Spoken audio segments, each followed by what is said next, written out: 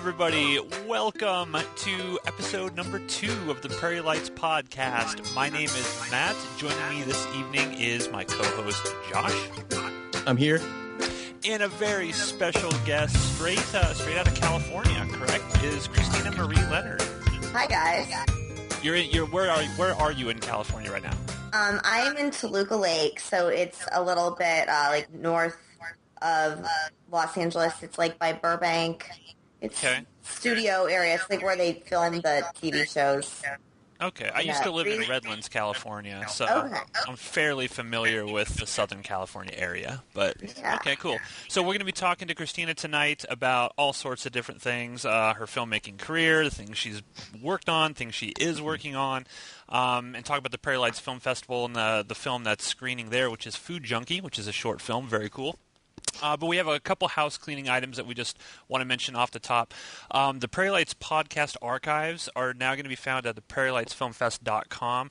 I've created a tab on the menu bar, so anybody can go there and you'll be able to find all the old episodes of the podcast. I think we're currently hosting on SoundCloud, but I'm cheap and I don't want to pay like $20 a year to host all this stuff when I have free hosting via deadlantern.com. So you can just go to prairielightsfilmfest.com and find all of the archived podcasts for your listening pleasure. That's all I have for house cleaning. Josh, did you have anything for house cleaning you wanted to mention up front? No. I'm glad you mentioned that, though, because I had a couple people asking me if they had to have SoundCloud to listen to the podcast. I thought that might be a thing. Yeah. So, no, they do not. So you can go to prairielightsfilmfest.com and download them directly from there, or you can use SoundCloud. Whatever you want. A variety is the spice of life. So however you... Fantastical. Yeah. Although it is cool, I do want to thank everyone who listened to last week's first episode. According to SoundCloud, we had like almost 200 downloads, which was, or listens, plays, I guess, which was really cool. So thank you, everyone, for listening to that first episode. We appreciate it. Now, let's just sort of, like a little bit of ice-breaking thing here. Let's just talk about what we did this past weekend. I know, Josh, you and I did some interesting things this weekend, but let's start with our special guest, Christina. Christina, did you do anything cool in California this past weekend? Oh, God. What, I can't even think about what I have been doing. I filmed a movie recently. It was like last weekend, I think. It's a horror comedy called Bloodsucker Jones. It's pretty cool. And then I think this week I do a lot of open mics. I have a show after this. I did an open mic where I sang a song about dragons because I felt like I work at a comedy club also. And one of the shows was canceled, unfortunately. So I spent that hour writing a song. I had written like the musical bit on the keyboard. And then I just wrote the lyrics about dragons. It was great. That was the highlight of my weekend. Okay, so you do a lot of stand-up comedy or just working at the comedy club? Both. Okay, cool. Well, I definitely want to talk to you more about that as we get in, because I always find stand-up comedians incredibly interesting to me because I think it would be absolutely terrifying, and it's super, super brave of someone, in my opinion, to like get up and sort of like put themselves out there like that. So I definitely want to discuss that with you in a little bit here. Josh, what did you do this weekend? I hear you were making a movie. Yeah, we geared up all week to start our untitled Flatwater Terror short. Ooh. And we shot this weekend. We started that this weekend, so kind of eased into that. How'd it go? It was a good weekend. How'd the shooting go? It went as it goes. So we started kind of with some easier stuff to get back into it because it's been a while since any of us have done anything. So we kind of started easy, and next weekend will be the bulk of it. So it was good. It was fun. It was a good time. Can you give anybody just like a quick, brief synopsis as to what the film's about?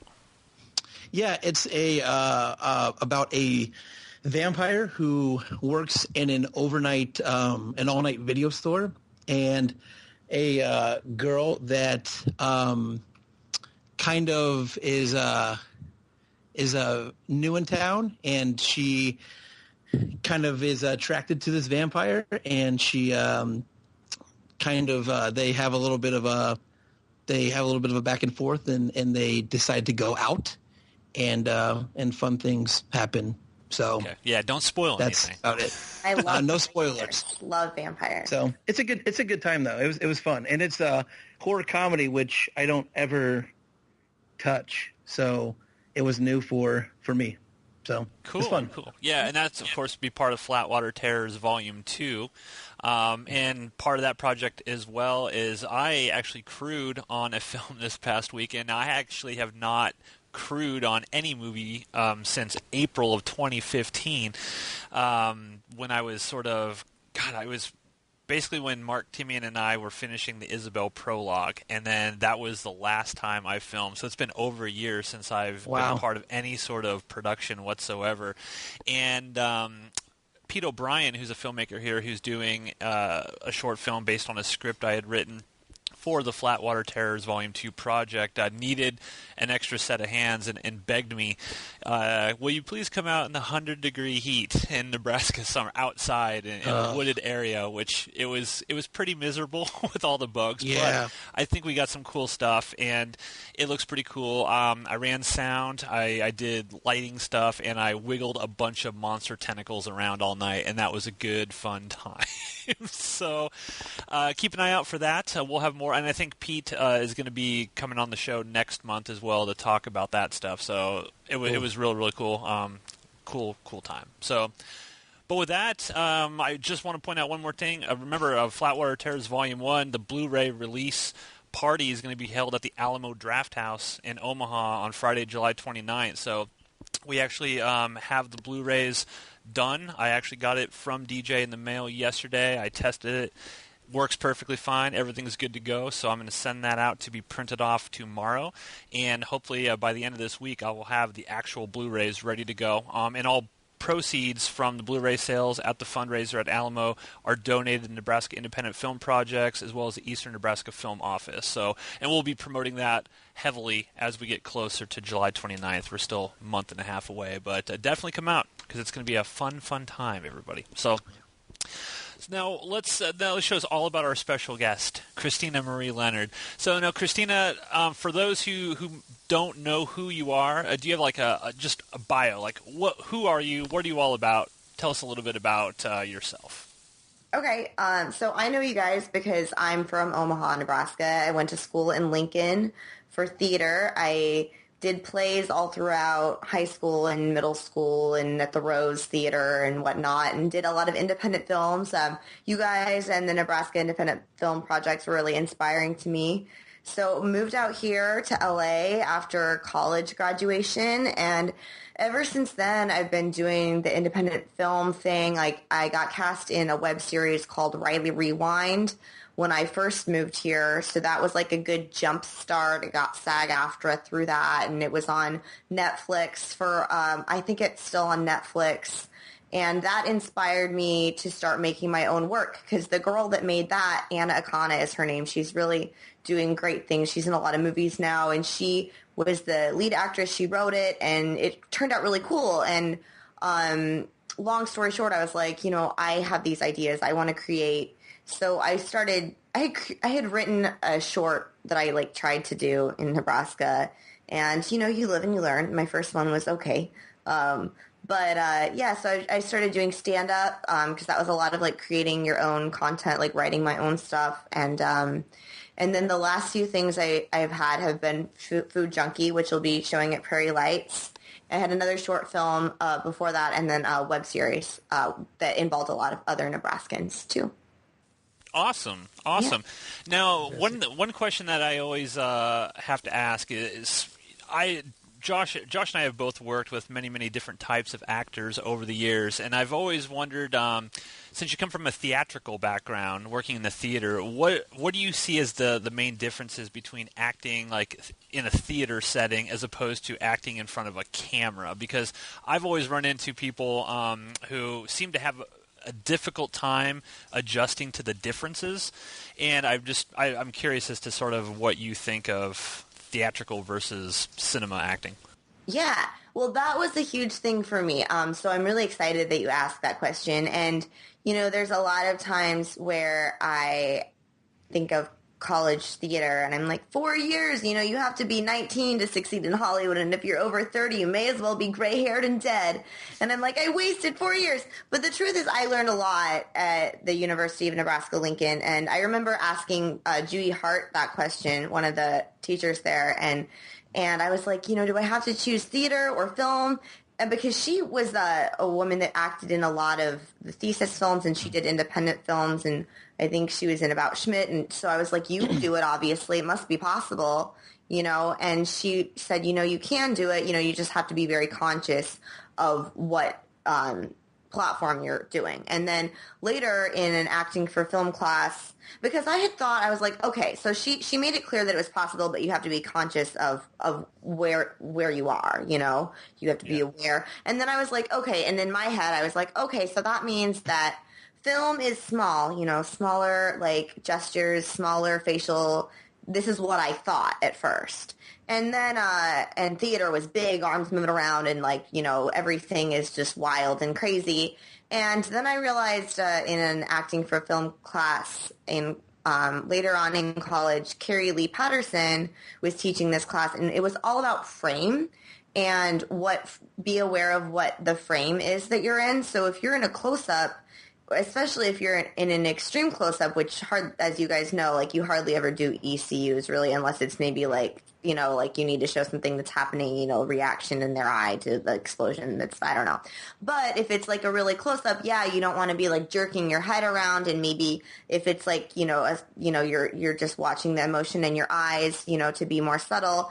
But, if it's a wide shot, then a wide shot would be kind of like being on a stage, because they do see all of you, and I don't know. I think there's a lot of it. I had trouble at first because, when you're a kid, because I started theater when I was 9, kids are often told to project because you don't have microphones when you're, and so then you end up getting these actors that are on your sets and they're screaming.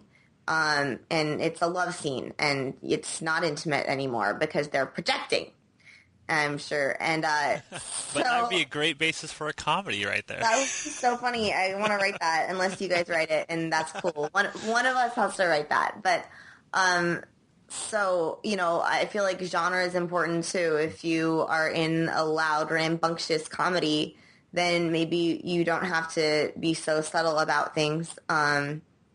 I don't know. I think a lot of it is just experience. Honestly, I don't do a lot of theater anymore. I did like a theater thing when I first moved here, but I've done some like staged readings, but mostly anything I do that's on stage now is stand-up. So when I'm on camera, that's pretty much just what I do. But I learned all the basics of acting through theater, and the basics about objective and listening and figuring out your beats for your character and like the who, what, why of your character, like those apply to both.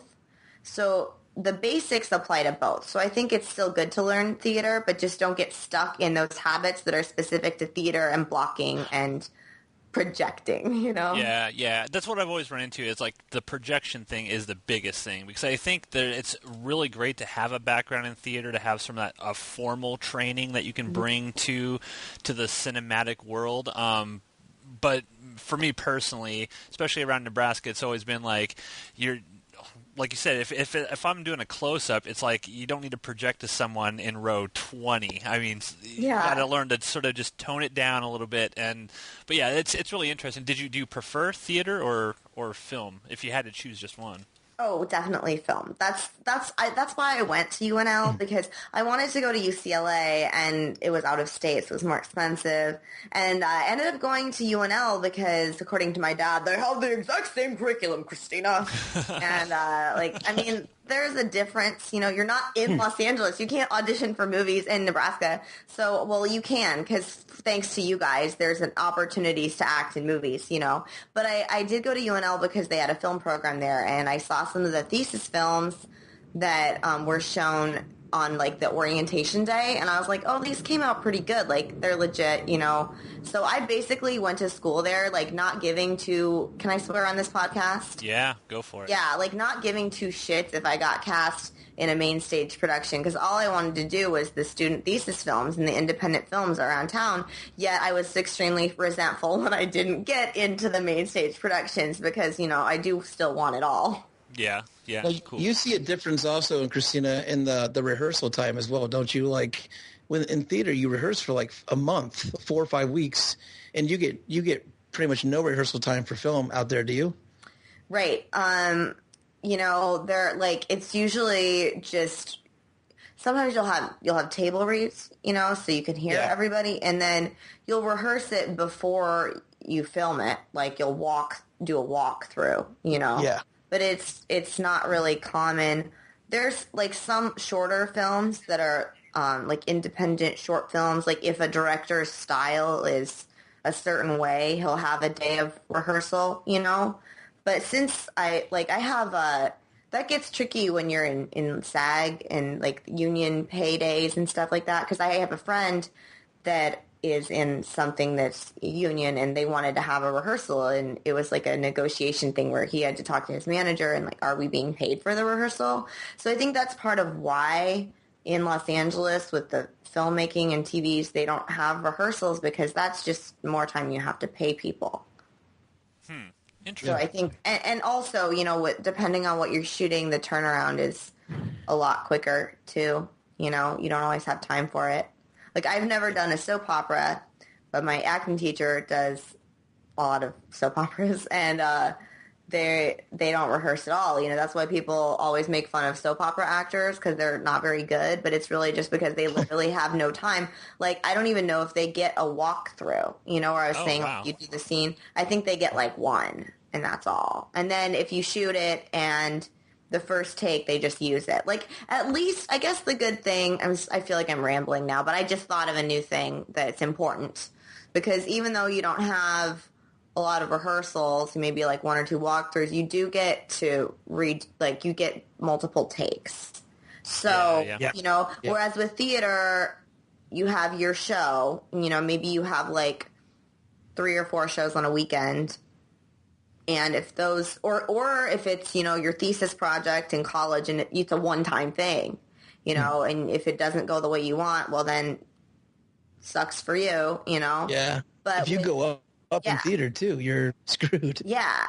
So, which I found myself, you know, killing myself trying to get the tears, and like it was a one-time thing, so I would just like starve myself for the entire day so that I was like devoid of like any happiness, and it would be impossible for me not to cry because I was losing my mind. So, you know, it's healthier for me to do film, let's just say that, because you can, I mean, you don't want somebody that's going to do like a million takes. Like, some people aren't going to, you know, that's not good, but at least, you know, you have, and often though, I'm realizing, like, I'm still new at this, you know, I'm realizing that a lot of those takes, like, you have to expect that take to be the one, because, you know, especially if there's production and elements that are involved, like, you know, a crane shot or something, you know, you don't like, and something else could go wrong. The light could go off. There could be like a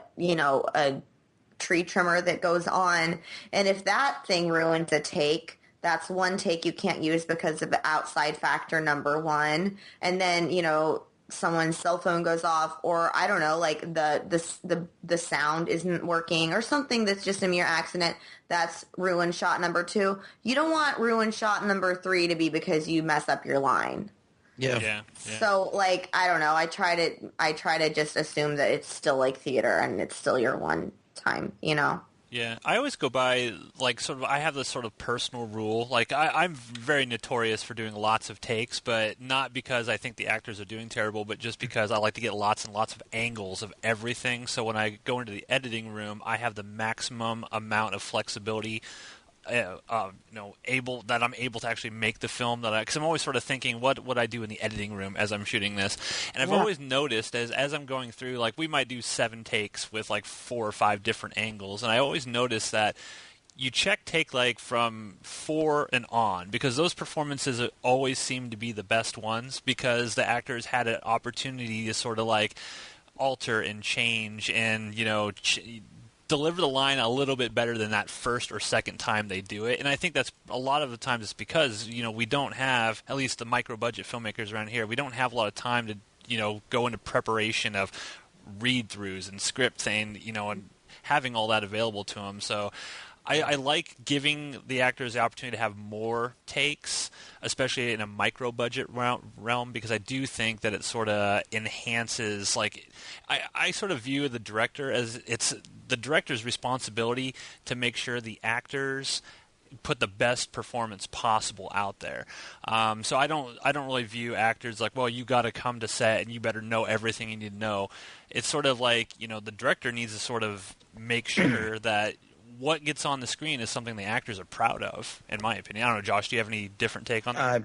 I'm 100% in agreement with that. So, yeah. I mean, we do like this time around we did for the first time read-throughs and on-set rehearsals before we, like blocking rehearsals before we shot. So, but I think that's great. I mean, every actor wants a director like that. We want somebody to because it's pretty common to do video auditions now, even for big things. Yeah. And I find that when I'm doing a video audition, I'll do a ton of takes if whoever is reading with me, if it's my acting teacher, we only have a certain amount of time, but I'll do as many as I possibly can, and it always gets better towards the end. It's always like the last handful that we end up having to choose between, and sometimes it's a hard choice. And the first 3 we completely throw out, Yeah. So I think that, everybody wants, if you have the time and you want to devote your energy like that, and it's going to get a great performance, why not do it? Yeah, and the great thing about being flexible in the amount of takes you do, a benefit of doing more takes. Now, I'm not arguing to do like 30 takes for everything, but like if you do 7 or 8 takes, that allows the actor to come up with more creative ways to interpret what they're doing. So I've been on set before, and I've had an actor like on take 4 be like, you know what? I'm just thinking, can I do it this way? Can we try it this way? And I'm like, absolutely. Let's see what happens. And at times on set I've been like, I don't think that's going to work. But then in the editing room, I'm like, wow, that actor was totally correct. It worked perfectly. And if I had just cut him off after 1 or 2 takes, and that never would have happened. That spontaneity and creativity never would have happened. So there's a balance that you have to make there when you're actually shooting a movie. It's very interesting to do. And you're a director, Christina. So how did you sort of get into like the directing aspect of filmmaking?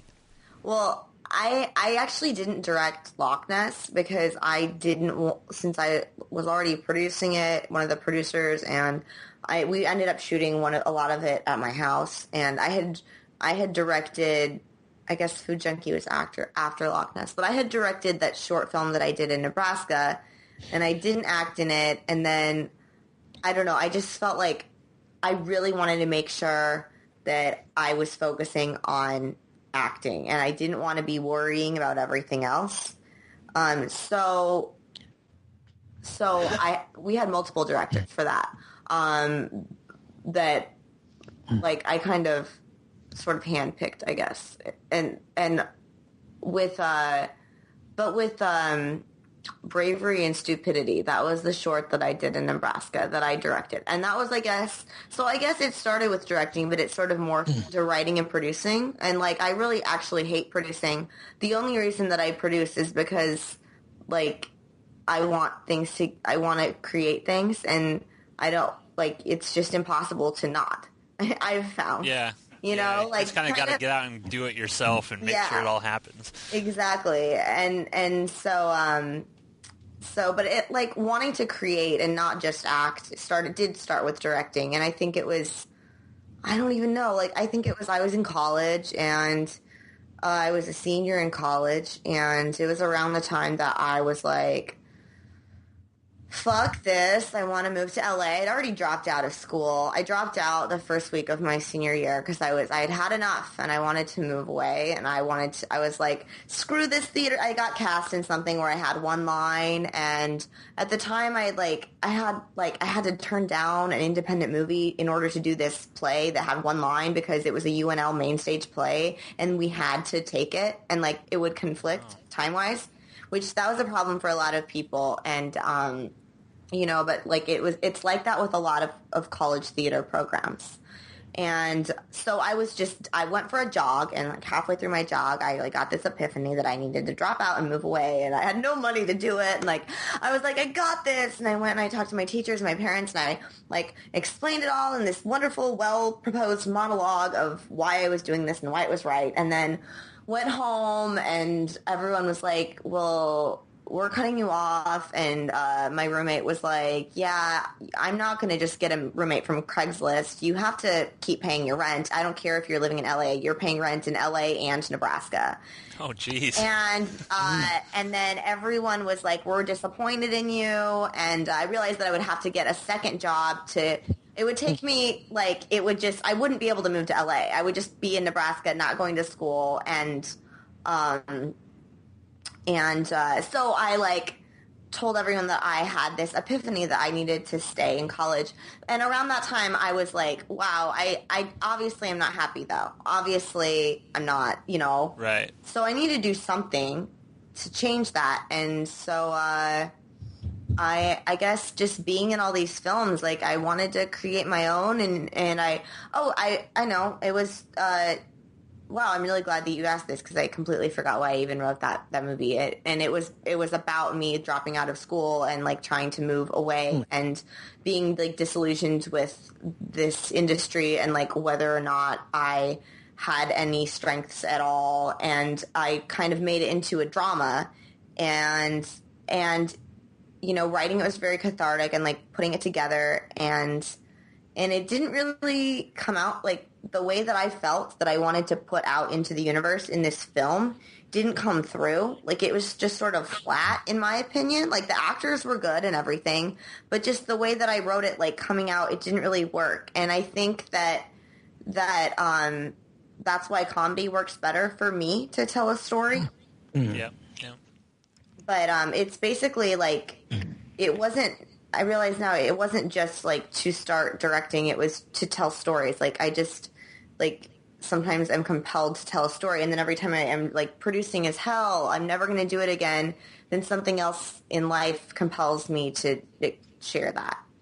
Yeah, that's really, really interesting. And I want to mention, like I said earlier, I want to talk a little bit about the stand-up comedy and whatnot. Now, was that something that you were doing while you were here in Nebraska, or was that something you sort of started when you went to LA? Because I had a friend who lived out in California that did stand-up, and he was...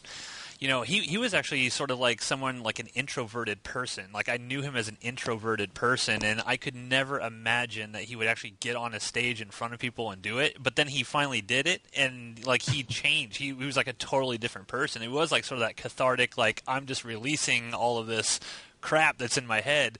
And I have huge respect for people that get up there and do that, because I've been at comedy things when, like, no one's laughing, and it's just, you almost feel bad for the person up there. But then, like, when the whole audience is just cracking up, then you're like, wow, I mean, it's incredible. So tell me a little bit about the stand-up, how you got involved in it, and sort of what that lifestyle is like, I guess.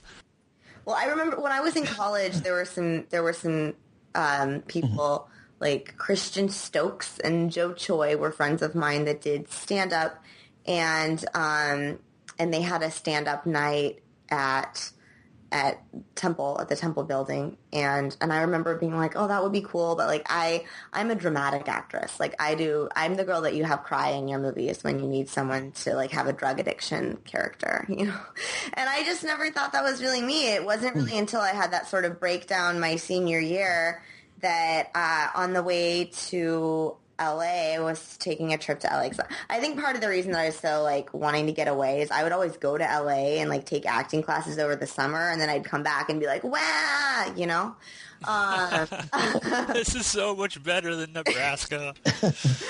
And now I miss Nebraska. I do. Like, I don't want to live there, but I miss it. I haven't been back for almost a year. It's the longest I've gone without being home. It's so weird. But my parents come here like all the freaking time, and I love them, but it's like really overwhelming because they stay in my bedroom. And what? Yeah, they do. But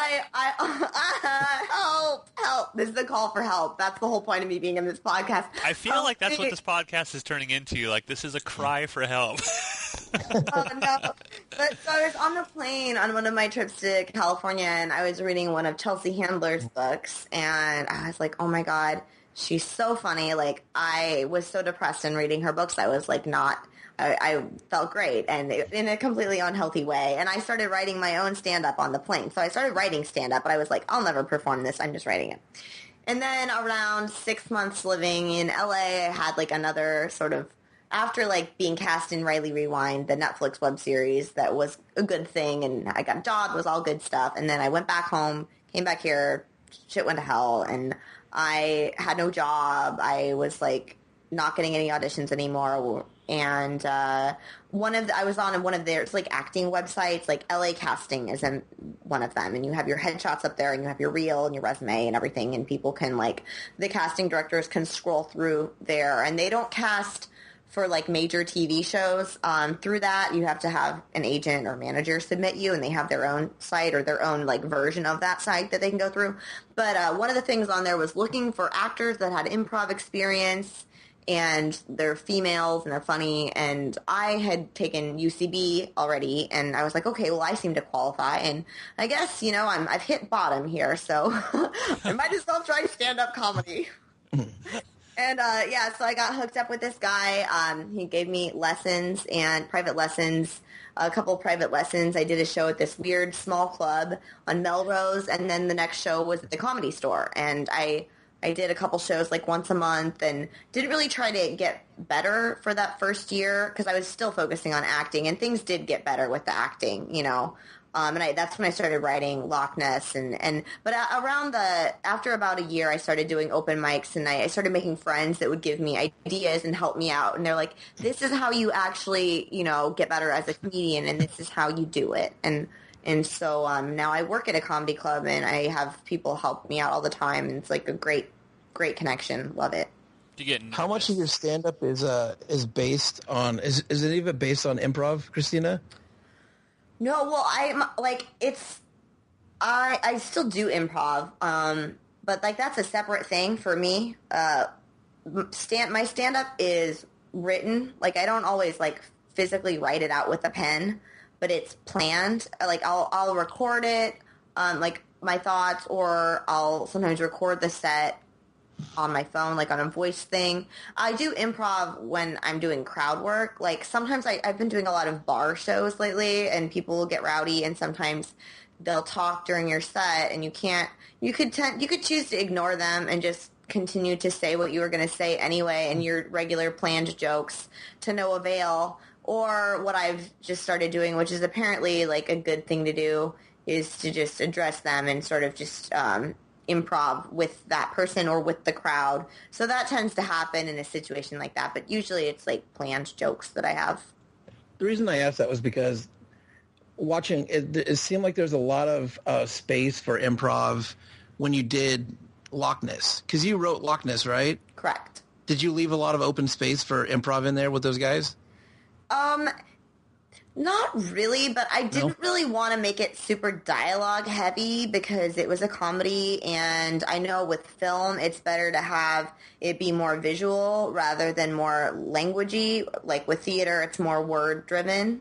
So it wasn't super wordy. So I guess because of that, we let them improv, and it was kind of like you were talking about earlier. You guys were talking about multiple takes. I was sort of crazy when we shot it. Like, I'll be honest with you, I was a little bit of a nutcase because of being the location manager and not sleeping, which I'm sure you're both familiar with. But I feel like that's where the arguments between the AD and the director begin, is when you don't have time to do those multiple takes, and the AD is like, click, click, click, look at my watch, we only have, But so we did improv as much as time would permit. but when we ran out of time for more shots, like the guy who plays Steve was improvising a lot, and I was like ready. I was pulling my hair out because, you know, and it wasn't like an Alexander Payne thing where I wanted my exact words, because some, like, I know he's one of the directors that doesn't like improv. He just likes what is on there, and that's cool. Some directors, I think, are open to improv, especially if they have like Jim Carrey, who, you know, you expect that, you know. Yeah. I wasn't either one. I wasn't like expecting improv. I knew it could happen. Jim Hanna, who plays my dad, improvised a lot, but Jim's like really like, he's been doing this a long time. He knew kind of the rules about it. Like, I think he has been on a lot of sets. He's a full-time actor, so he knows like when there's time for it, and then when it's like, oh, we're running out of time and then we only have one shot, I'll just do this little thing here. And the guy who plays Steve ended up doing a really great job, and honestly, the improvised stuff is some of my favorite things. I think it worked really well with those two characters, with Steve and with my dad. The other characters improvised a little bit too, which was cool, and I really am like so grateful at who we chose for all of those roles. Chris Muckey plays Joey. He improvised a little bit too. I first heard of Loch Ness. Oh man, it must have been a year and a half ago or something, because we cast Chris Muckey in Eyes of Isabel, which we shot back in like 2012, I think, is when we had him on set. And he had mentioned, he's like, oh, Matt, I'm going to be in this thing called Loch Ness, whatever. So that's when I had first heard of it. And when I was watching it, he has this specific type of personality that's just like really infectious. I'll say that. It's like it's hard to dislike Chris Muckey, in my opinion. And I love the line in that, when, I don't know which episode it was, I can't remember, but when he's like, you're setting up the band stuff in the living room or whatever, and he's like, man, I just spent like 2 hours getting my drums just right. And I found it hilarious because I come from a music background. I was in a lot of bands, especially in Nebraska in the late 90s and early 2000s, and like a lot of the dialogue in that was like, I was like, I know this guy. Like, I knew drummers that said this kind of thing that were so like specific. They had to have their cymbals a certain way and things like that. Is this because, like, did you write this based on your own experience? Like, were you in bands or anything like that, or was this just sort of like wholly original? I was actually in a band called Loch Ness, and it was a folk note. Oh, okay. Yeah, okay. So we had and that is a real line.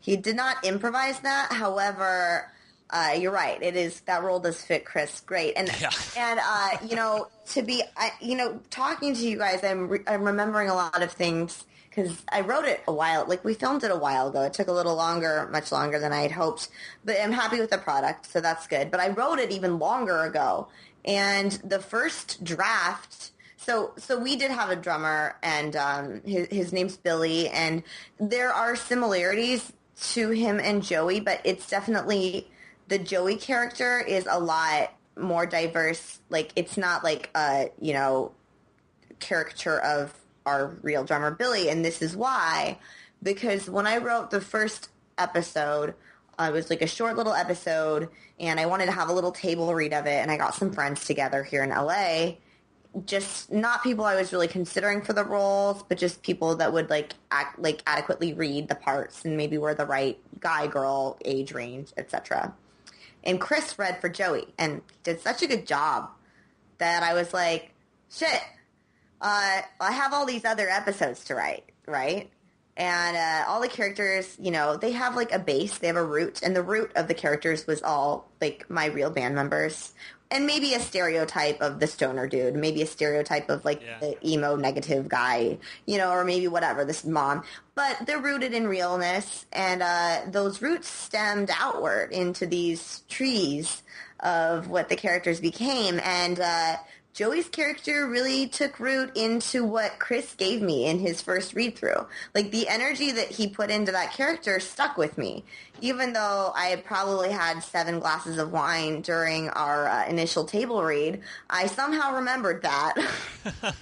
No, I was really stressed out to hear my script read, and I had a problem also. Well, I think you did. Coming from a guy who used to be a musician, I was a drummer, a bass player, and a electric guitar player at various points, and you really nailed what it was like to be like in a little rock band around. And I really sort of, it's sort of like it brought a smile to my face while I was watching Loch Ness, just because I'm like, it brought so many memories back for me personally. Like, oh yeah, this has happened to me in the past, or I know a scenario in which this has happened, or something like that. So I thought it was really cool. That's dug so Loch awesome. Ness. Like, I couldn't have asked for a better response.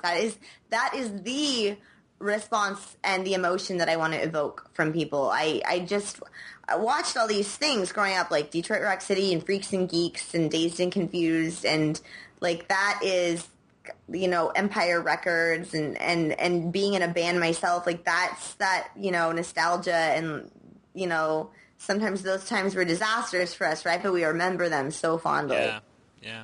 Are you planning to continue Loch Ness, or is this just is the web series just the 5-episode thing? Are you going to do like a season 2 or anything like that? Well, I was telling you guys about this song that I sang the other night at the comedy club about dragons.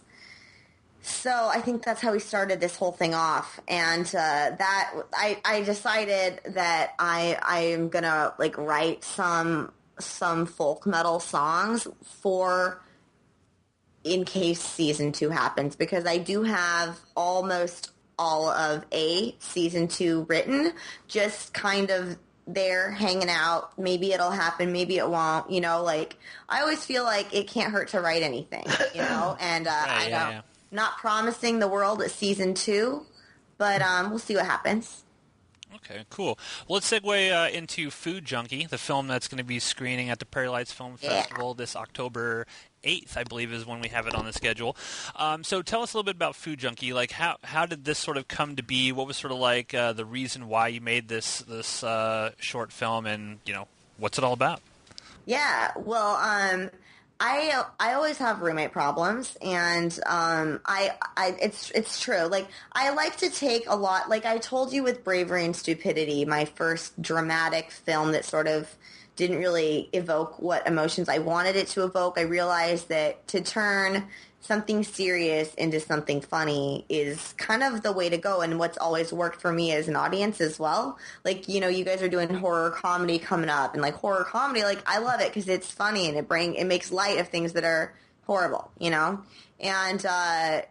I've like had problems with food before, and like eating issues, and sometimes it's funny and sometimes it's serious, but I thought that it would be great to make this film about, sometimes even when I was like a big stoner for a while, and I would just like eat all my roommates' food, and like that never went over. Once I actually moved out of a house that I was living in Lincoln, because my roommate, I thought that she smoked all my weed, and she was mad at me for eating her food, all her food, because there's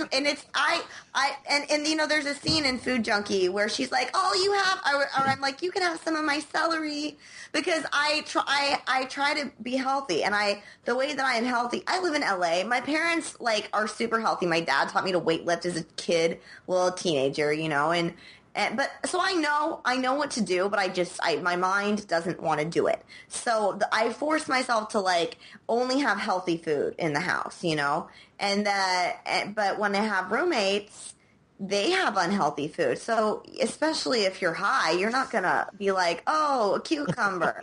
I guess we could have, if it was longer than a short film, it would have been fun to implement something about like my character being stoned, but I am wearing tie-dye throughout the entirety of the short. I don't know if you noticed that. So I did. Yeah, and feather earrings, so like maybe an illusion. And also like in the fridge, like I'm really into like little art decoration, production value. There's peace signs like next to my name on the drawer, so those are all things I kind of did to allude that my character is kind of a stoner, but like it's a real issue, and no one's ever padlocked the actual instance hasn't happened.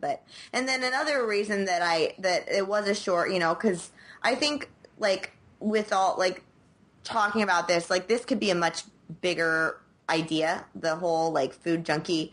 But we did it as a short film, and we did it kind of quick and in one location because the girl that plays my roommate, Renee, Hannah is her name, and she's from Britain, and she wanted to renew her visa, and she wanted to create another. She has to like act in more things, and she wanted to, she ended up getting cast and stuff anyway. But just in case, I was like, well, I want to create something anyway, and I have this idea, and we've always wanted to work together. I think she's a phenomenal actress, and why don't we play roommates? And I'll write this, and then we can, that'll be that for you too. So it'll kill two birds with one stone. And she's got her own pilot that she produced, web series pilot as well. So she's a creator too, and we got to use John Albrecht to throw back to why I went to UNL is, I said I didn't want to do theater. I only went there because they do film, and they showed these thesis films. And like I've told him this story before, but I don't know if he believes me, that it was his thesis film that I saw on that orientation day when I so badly wanted to go to UCLA. And I saw his movie, and I was like, oh, well, fuck, that's really good. I guess I'll go here.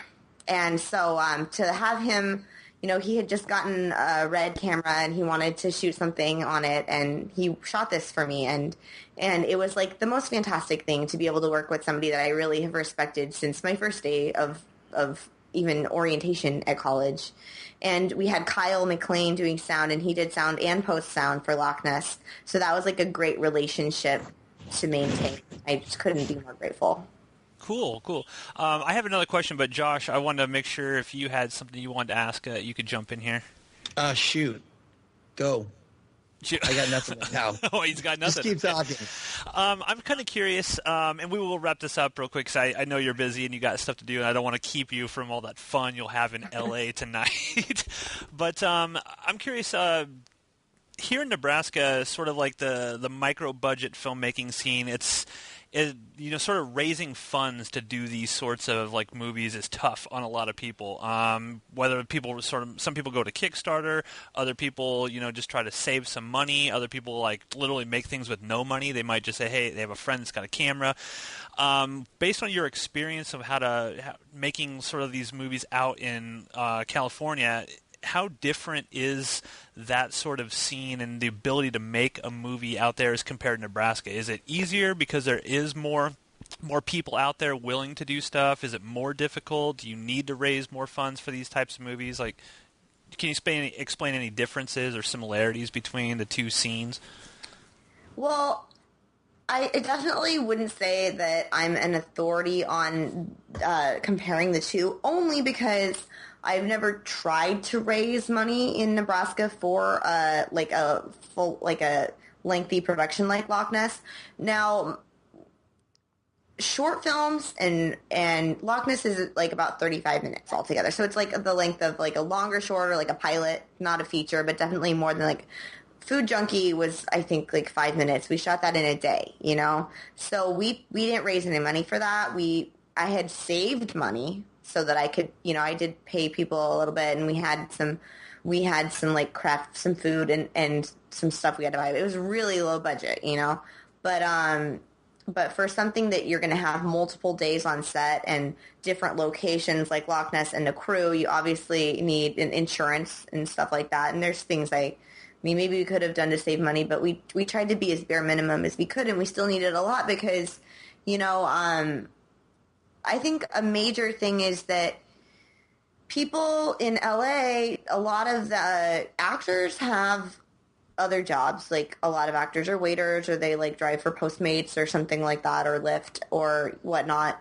And a lot of the crew, though, like they're freelance crew. They don't have another job. And so for them to be unpaid, like they just simply can't survive, because it's not like they'll just like work a double at the restaurant the next day. Like they have to turn down another freelance filmmaking gig to do our thing for free. So we have to pay them at least something. And we, I don't know, when I was in Nebraska making movies, I didn't expect to be paid as an actor.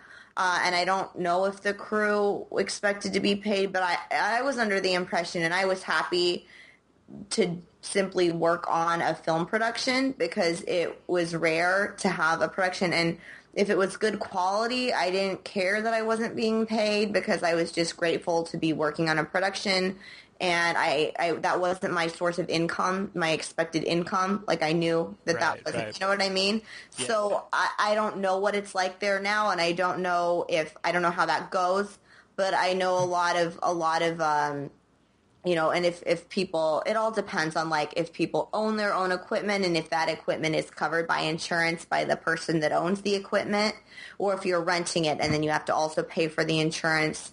And then the locations, do you need insurance there? Are your actors SAG-AFTRA? I assume that in Nebraska only because like you wouldn't probably need to join because you're not doing like union commercials, that you're not a must join. You probably don't have to pay, even if you are paying, you probably don't have to pay SAG rates. So you probably don't need to raise as much, but I don't know.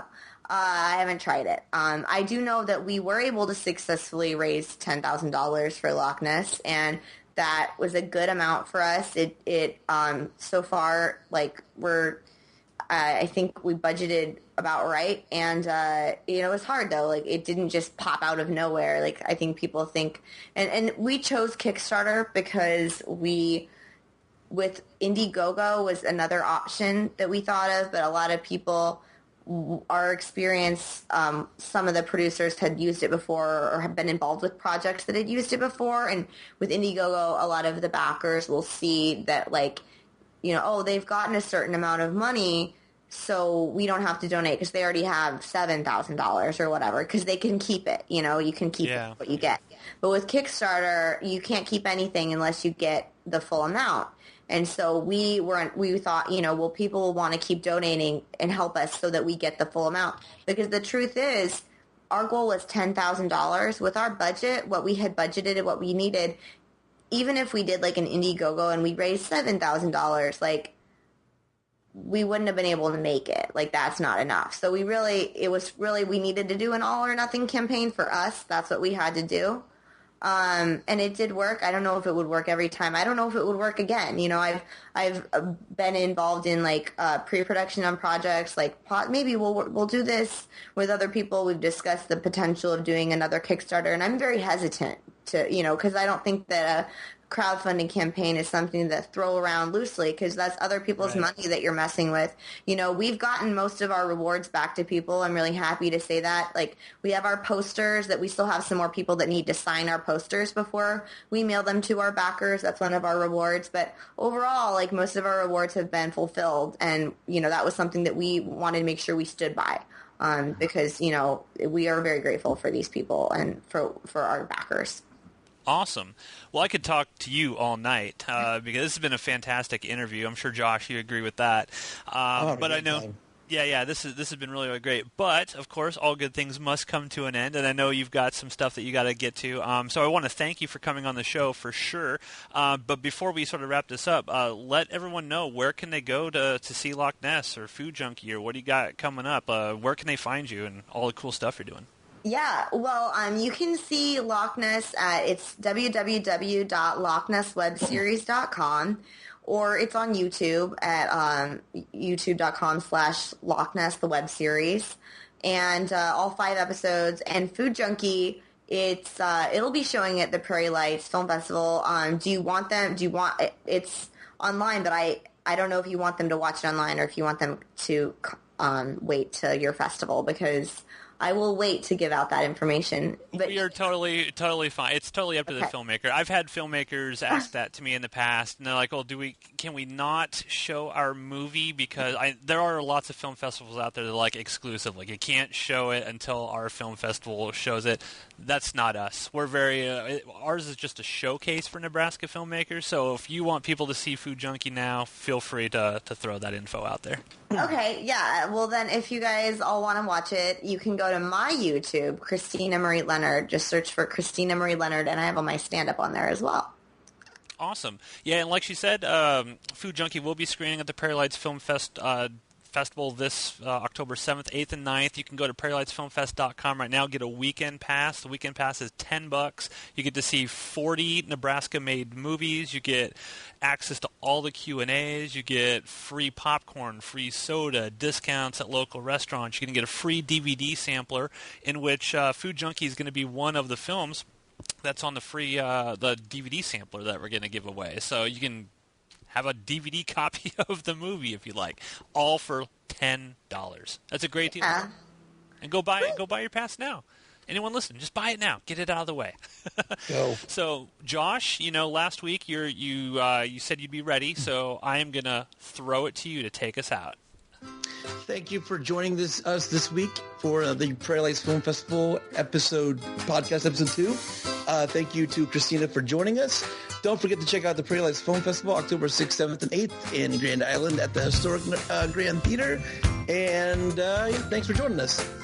Awesome. Thanks, everyone. Awesome. Thank you so much.